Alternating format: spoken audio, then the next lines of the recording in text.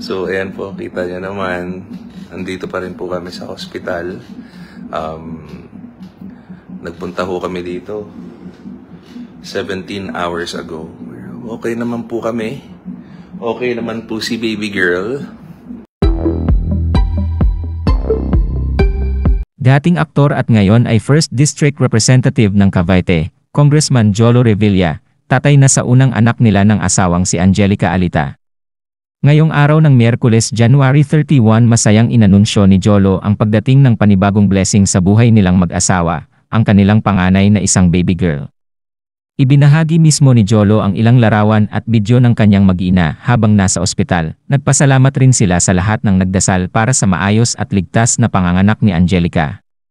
Maglilimang taon ng mag-asawa sila Jolo at Angelica. Ikinasal sila sa California noong December 2019. Si Angelica ay dating beauty queen na naging first runner-up sa Binibining Pilipinas noong 2016. Ito na ang pangalawang anak ni Jolo. Ang una ay kay Grace Adriano na anak ni Rosana Roses na binata na ngayon. Samantala, bago pa makapanganak si Angelica, ay nagbigay ng update si Jolo sa kalagayan nila sa ospital na ayon sa kanya, ay 17 hours nang naglelibor ang kanyang misis.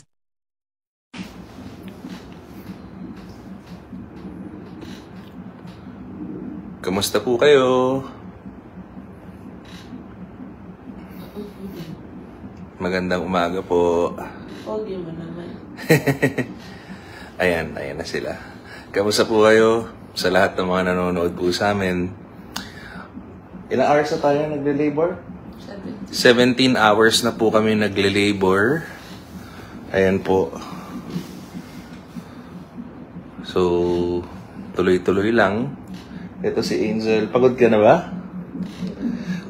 Okay lang daw siya. So, ayan po. Kita niyo naman. Andito pa rin po kami sa hospital. Nagpunta ho kami dito 17 hours ago. Okay naman po kami. Okay naman po si baby girl. So, nag-update lang po kami. Binabati po namin kayong lahat. And sabi ni Julie Ferrer, praying for your safe delivery, ma'am. Ayan. Sabi ni Joe M. Bunda, love you, idol. Ayan, sabi ni Christine Ann, congratulations po kong. Salamat po. Sabi ni Jean Franco, good luck. Kaya mo po yan. Thank you. Ayan, in-expose mo.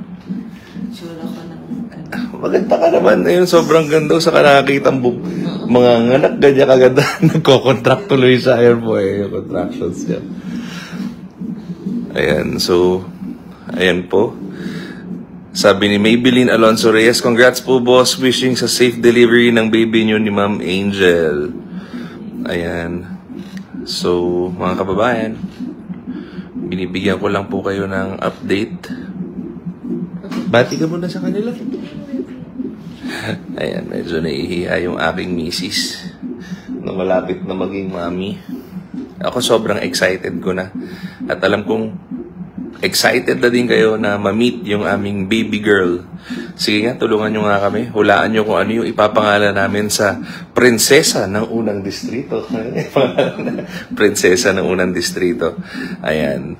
Siyempre ako gusto ko yung merong resemblance ng pangalan ko at pangalan ni Angel. Diba?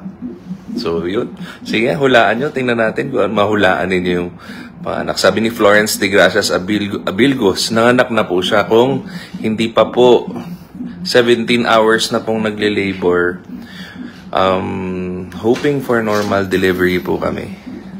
Ayun, so, kita-kits po tayo. Ingat po. Bye, guys!